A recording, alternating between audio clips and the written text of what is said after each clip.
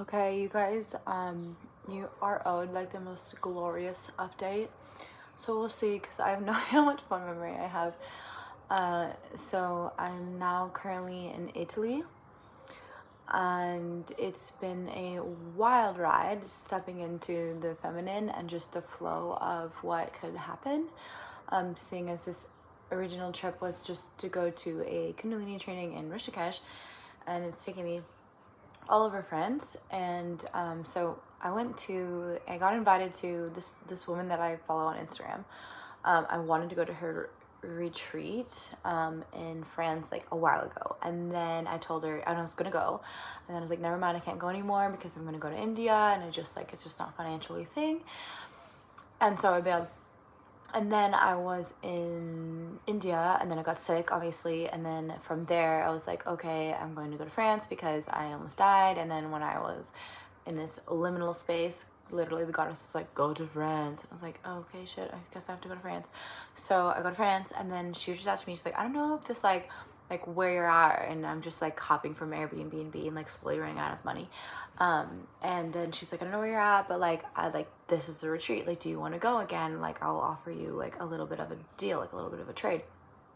Or actually she didn't even offer a trade, she just offered like a slightly lower price. And I was like, okay, like this is so aligned. Like the dates were really weird. Like I had to like leave my Airbnb, and then my friend April was gonna come, and then she got super sick, so she couldn't come. So I was like, literally like, I'm gonna be homeless, holy shit. And then the amount of money that I was like basically spending to go to like Airbnb, since it was less than what it would have been to like stay there at her place in Toulouse, but like to go onto the retreat, and like we had like a private chef that was like cooking all like vegetarian food, and I was like, okay, this is so aligned. But I had to make a little bit of a sacrifice because I had like a little bit of a moment. And we'll talk about like the awareness that I've gotten about like just like sensuality and love, and like where that plays, and just being the muse and like embodying that, and also like knowing when it's time to go, and like when to detach. And so there's a lot there. So had to detach, go to meet the Divine Mother. And so I go to Toulouse, and it was really wonderful, and I was in this like beautiful container with these women. There's like 11 of us, and like a lot of them were like moms, a lot of them were like spiritual healers, some of them were like young too, and like very, very witchy. And like it was like literally like Hogwarts school, like priestess school. And we went to all these like very sacred sites, and like there's things that are not on the map unless you like live in France and you know, because they do a good job of like keeping it hush hush. I know like for sure it is in my path to like bring people there and to show like just more about like the divine feminine. And so we went to see the Black Madonna, so like went to go kind of follow the codes of Isis, but like just being in this container with these women, and like being so like open and just like lovey and touchy, and like talking about feelings, but like more than that. Like we did this one day where like we all just literally like it's probably what like guys like dream of like happen at girl sleepovers, but like it was like real. Like we like gave each other fruit and like put oil on each other's bodies, and like used feathers, and just like really came into the body in this way that I have just like not really felt like safe at all with sisters. But it was so pure, it was so pure. That's the thing, like when the sexual energy like transforms into the spiritual energy, it is like this most loving, just angelic, ethereal space. And then because of that like portal, that like that ability to transcend, it's very transcendent. It's not like what you would think of in like an orgy situation. It's just because we're all so tapped into our body in that moment. It's oracular. It is like oracular, spectacular, like the Youth Lagoon, no, MGMT album. And so it was so beautiful, and it's really the way it should be, because we're also programmed, especially as women, to like compete against each other. And instead it was like, I'm going to show up for you in so many loving ways. And there was crazy amounts of healing. And like, I mean, I do massage therapy, so I'm very, very comfortable with the body just as it is, but I get nervous. Like my love language is touch, and so like it's like, oh, if I like to be flirty and I like to be charming, but it doesn't mean that I'm like hitting on you, right? It's just I like it when people feel good, and not in like I mean sometimes, but it's not because like I want everyone to like me. It's just because I generally feel good when other people feel good, and nothing makes people feel better than being just like not aroused, but like aroused, like just like, oh, like, or just charmed, like and I mean it, like I'm like, your smile is beautiful, your eyes are beautiful, your nails are look good. And I do the same thing to men, and it just, because there's such this like level of just suppression of just our ability to be open, it often gets like misconstrued. And so it made me close off, it made me like really afraid and very protective. And I think that's a lot of like part of practicing brahmacharya for so long, was because I was also just misconstrued so much that I was like, fuck it, that I'm just completely like just going to devote myself to spirit. And like, I'm so glad for that lesson. But then also being in France and like being out of my environment and having just so much more of a culture of such a culture of just like romance, and like letting myself be open to that, and just sort of like being, so it's like I'm a little bit more interesting probably than, or I feel a little bit more interesting than normal because I'm traveling, and it just made me more open. And because I didn't know anyone, it was putting me in these positions where like I had to like talk to people to like not go crazy. And it was really beautiful. And I just experience a lot of just like muse energy, and I realized that like crush energy, or that muse energy, is very, very fruitful. It's very like motivating, but also it's such a divine mirrors, because it's like whoever you're talking to, whoever you're meeting is like, is supposed to be there. Like, I can't tell you like how much traveling by yourself brings out synchronicity, because there's just nothing in your normal routine. So it's just you and God. It's just you and God, and it's just you and the goddess in every single reflection. So it's like whatever people are saying to you, you're hearing it. You're really, really hearing it. And like the places that you go, and the signs that you see, like, I mean, like literally signs, and I mean animal wisdom, like it just hits you, because you also have really no agenda. So you're just so much more present, because it's like you have nothing that you have to do, right? Like it's just, you're just going with the flow. And so it was so healing to do all this, and then to kind of end like a little bit of a romantic experience in a container of women, just to be held, and like no one knew what was going on really with my experience, like because we were also present with each other. It was a lot of like trauma healing, and like I did this one day when we went into like our ancestry, and like that was wild. Like I truly had like a little bit of an exorcism, like, and I didn't expect it.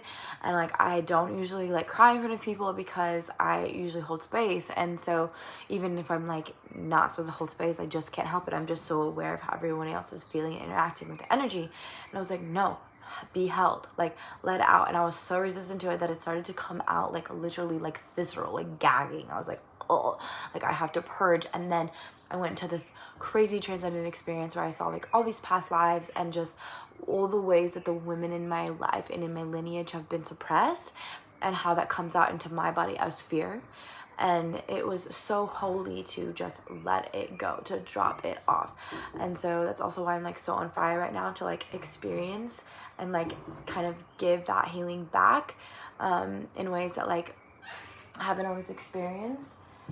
And so it's all good, it's all for purpose, but I'm really excited to like make sort of these one-on-one containers to like bring that energy, because like it's just so needed, and it's so intuitive, but like we're not given sort of the space to like occupy that and to bring that awareness into each other. And so that's sort of like kind of the next phase. And then I also want to launch a second group, because that group's ending. I want to figure out how to do 2 times. But if you're interested, I'm thinking I want to do the 7 chakras, but I think I also really want to open a container for just the like rose lineage and the Mary Magdalene and the like the Venusian codes to be received. And that doesn't have to be gender specific, because we all have a divine feminine. So if you're feeling sort of like if it's in your lineage to attach to, or not to attach to, relate to Jesus's codes, or to relate to the lost story of Mary's gospel. And like the other thing about traveling around France is there's so much history here on history, because it's like it's the Celts, it's the Cathars, it's the Catholics, like it's the people now, like it's all layered. And so you see these codes, and things were left on purpose to be interpreted later, because they couldn't necessarily speak, because then they were getting like murdered and oppressed. And like there's this one castle that we went to, the Castle de Lorraine, and there was this one guy that like went and visited, and he went underground, and he found this, basically there's all these theories of what he found, but like he basically after that experience became super rich. We were like, what's your deal? And so he got kicked out of the church, and then all of a sudden he got a month later reinstated, and he had all this wealth. And so there's a belief of like, what did he find? And some people think it's treasure, and some people think that he found proof of the lineage of the fact that Jesus and Mary actually had a kid. And then you see all these churches where there's Mary Magdalene's actually represented, and she's often with a kid, Sarah. And then you see the initials of Sarah all over, and there's this really small church that like, or is believed that she was maybe like, had to spend some time there, and like there's just all of this history that was intentionally suppressed because of the Catholic Church. But then if you talk about it, then you're suddenly demonic, because like there is so much hatred in the Christian religion because it's been taught that way. And I think it was just very recently that the Pope actually spoke about like taking back some of the things that they said about Mary being a prostitute, but instead she was actually Jesus's consort. And because of that there's potentially a kid, that there's actual blood and like a lineage there, and like there could be some of those codes actually in our DNA, like it's like we could actually be like direct descendants from them in that lineage. And there's really no evidence that that's not true. There's actually a lot more evidence that it is true, but it's sort of the lost story, because if that was all to be revealed, then the people that were suppressing the people wouldn't be able to do that. And so it's all here, and it's really obvious, honestly, if you actually go and like travel and see these places, because there's clues, but there's just also just the energy, but also there's just like the history that's just been intentionally locked down. And so I really feel like it is kind of my next sort of phase, is to bring more of that to light, because what happens is you transform and you see the iconography of the Sacred Heart, and like it's this heart that's on fire, and then you see Mary Magdalene's heart, and she has the lilies, and where Jesus' heart is like my tattoo, like it's in the thorns, right? And so her gospel, Mary's gospel, was about sort of the body and the wisdom of the feminine, the ocean and the water. Mary de la Mer, you see all these sailboats in her iconography, because she was sort of like the patron of the sailors, but more so the patron of the water element, the feminine, the sea, the movement, and the dynamism of the feminine, because we all float. We are Kali, we are Shakti, we are everything. And then another thing that I've been really kind of figuring out a little bit too is like in my own practice, but the Kundalini energy, it actually has 3 parts, because it meets in the heart, just like how in the iconography we have the Sacred Heart, but you have the spiral energy that goes down, and we also have that spiral energy that goes up. And sometimes like when you're super psychedelic, the energy is only flowing up, but it has to be very balanced. And to get to that balance is when you are in the compassionate heart, which is the tantric teachings that Jesus brought, because that lineage of even the church, the lineage of Kundalini, the tantras, it dates back to the same time, if not before, to like Isis. But these teachings were not able to be held by the natural capacity. You could just get like shrinkled a little bit of the teaching, but that wisdom is in our body, it's in our DNA, it's in our blood. And so the more that we develop this sense of intuition, the more it just resonates. It just is. And so there's just no reason to keep suppressing this nature. It is just truth. And so, yeah, I'm really excited. If you guys want to do one-on-ones, please email me. I got a couple, actually a few. I'm excited about some submissions to do some one-on-ones. So I'll give you guys more information. I got to type up a really lovely email first. And then I'm going to open up some sacred pods again. So if you're interested in that, please email me at oddyoga.space@gmail.com. And the other thing that I'm doing is photographing retreats. And this is going to be like my second one just on this trip. And so I really feel that manifesting in the way that I'm like able to kind of capture the retreat, but also just the embodiment of the feminine, and like bring people to that loving space where they want to show their body in a very beautiful, sacred, open way. And so if you are, holding yoga retreats, please also let me know, and we can kind of work out something, because it could be kind of a package, because I'm very adamant about, providing social media content, photography, but also I just do healing arts as well. So it could be a whole thing. So if you're interested in that, please let me know, comment, whatever, we'll figure it out. But thank you so much, and I'll talk to you guys soon with more details to come. Much love.